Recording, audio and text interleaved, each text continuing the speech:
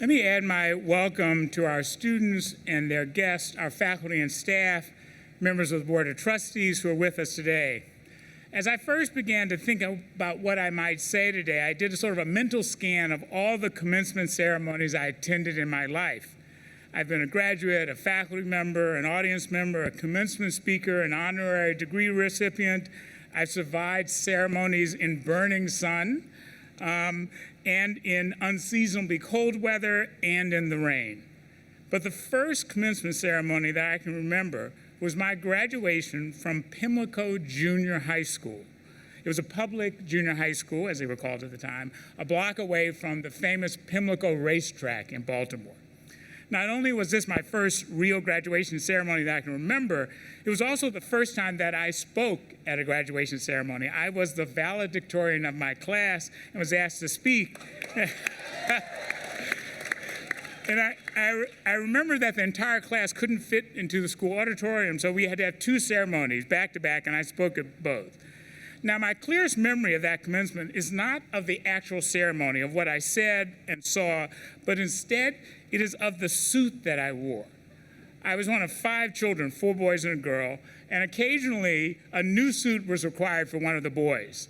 And there was often planning in advance so my father could accompany my mother and whichever one of us was getting a suit to the clothing store in the break between his office hours when he was seeing patients. So I made it home from school as soon as I could on the day when I had to buy the suit, and we rushed to a new men's clothing store in a suburban strip mall that sold both traditional conservative suits and more stylish suits that were in vogue at the time a while ago. Now, a salesman greeted us and led us to the section of the suits that would fit me. I was 13 then, but I was pretty big and tall. And I began to work my way through these options, trying on jackets, standing in front of the 3-way mirror as my mother sat in a chair and my father stood behind her, clearly anxious to get this over with so that he could drop us off at home and still make it to his first patients back at his office. When I finally decided on the suit that I wanted, I remember turning around to my mother and asking her what she thought.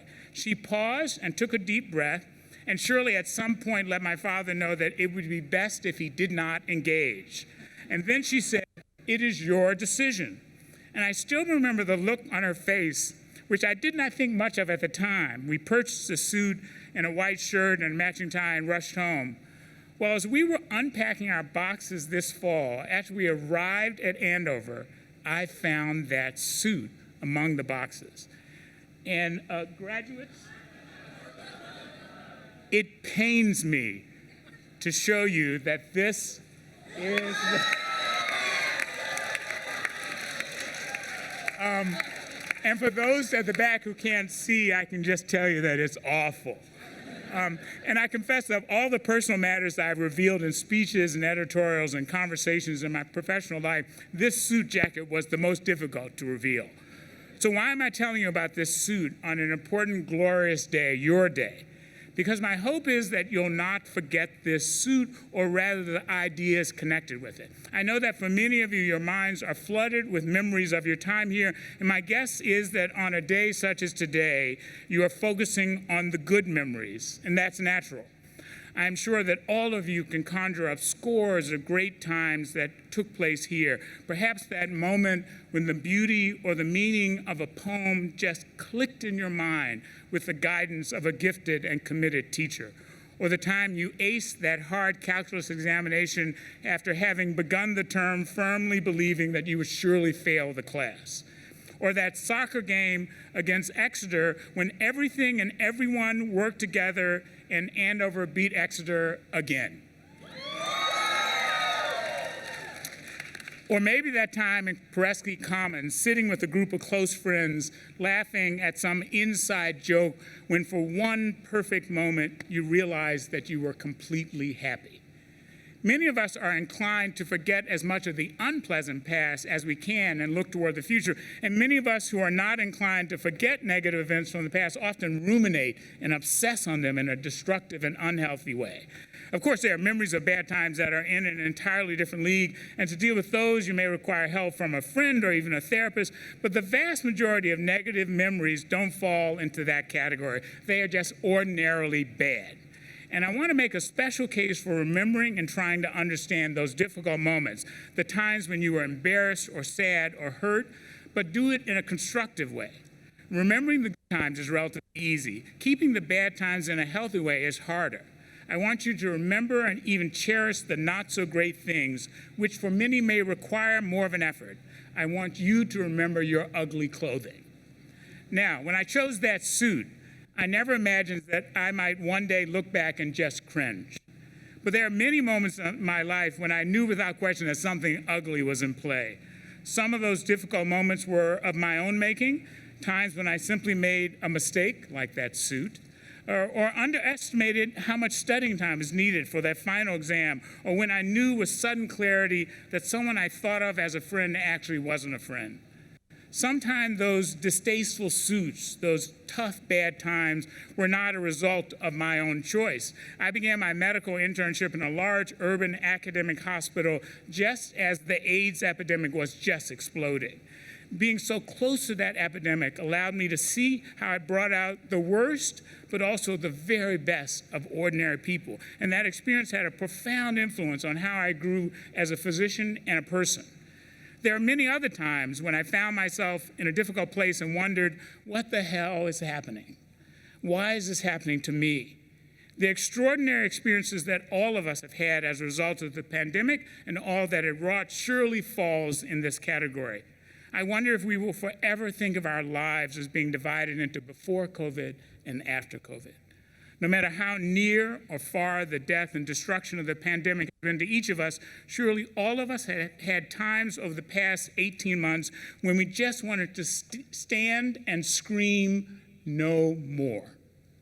And not just about the pandemic. Think of those minutes watching any of the horrible videos of police violence against people of color, or even seeing the videos of one of the sacred symbols of our democracy being overrun by domestic terrorists. Well, I want you to try to preserve and even care for those difficult memories along with the wonderful moments. I want you to bend the corners of those pages in your mind, because some of your most important times of growth in life are those tough times or those bad decisions or the times when you were made incredibly uncomfortable by seeing something that you read or saw or heard. Those ugly clothing moments may be among the moments of your greatest insights and transformation. Perhaps even more importantly, those moments in our lives are essential reference points that allow us to look into our own past and find empathy for someone who is before us in the present by reminding us that we too had tough moments, some of our making and some not. Remembering our own bad moments is key to nurturing empathy for others in their bad moments. Among the many things you have learned here, you have learned to think clearly and deeply and decisively with the guidance of this incredible community. When you look back on your difficult moments, perhaps especially the ones that you did not choose, I hope you will think about how they affected you and probe how they can help you think about who you are and what you want to become. I hope that some of those moments, along with your Andover education, will lead you to think about what role you want to play in our beautiful and deeply flawed world, where it is so easy for any of us to be caught in the net of a troubling time. I know that you are well prepared to look at those difficult moments along with the lovely moments, because your Andover education has taught you that there are rarely easy answers to the important challenges we face either as individuals or as a society. Your education has taught you to embrace the glorious but often difficult, complex truth of the human experience and of your specific human experience. To embrace that hard truth over the easy lie, the facile distortion, the comfortable but ultimately illusory path that does not tax your mind or heart too much. Many insights about your experience here, especially with respect to the pandemic, may not be apparent for some time. It may be many years before you're able to place your experience in the broader context and truly understand those difficult moments. For some of you, it may be something that you said or did that may have caused harm, intentionally or not. Sometimes we look back on those difficult moments as inflection points, bends in our lives that may only be apparent with the distance of time. While I continue to be deeply embarrassed that I chose and wore that suit, which I promise you I only wore once, what I think of mostly now as I look at that jacket several decades later, is my mother's face with that look when I asked her what she thought. I suspect that many family members in this audience can recall moments like that moment with my mother. That look on her face surely reflected a few seconds of a tough conversation in her mind, telling herself, choose your battles. Let him learn for himself what he likes and doesn't like. It is not my suit. He is becoming an adult. Let him learn who he is. That look was followed by those 4 simple words, it is your decision. A simple fact, but also a choice as a parent to allow me room, even room to exhibit what now appears to be extraordinarily bad taste. I now value that my parents in so many ways allowed me room, and I will try to remind myself of that suit when my own children do something that bothers me but is not fundamentally important, or when I face a decision about someone who has made a mistake, as we all do sadly with some regularity. Finally, I'm a realist, so I must also warn you that there will be times when you go foraging in that bag of difficult memories, and even with the wisdom of age, with deep critical thinking skills and the understanding of the accumulation of the good and bad experience of decades of life, all you will find is an ugly piece of clothing, and you will just have to shake your head and laugh.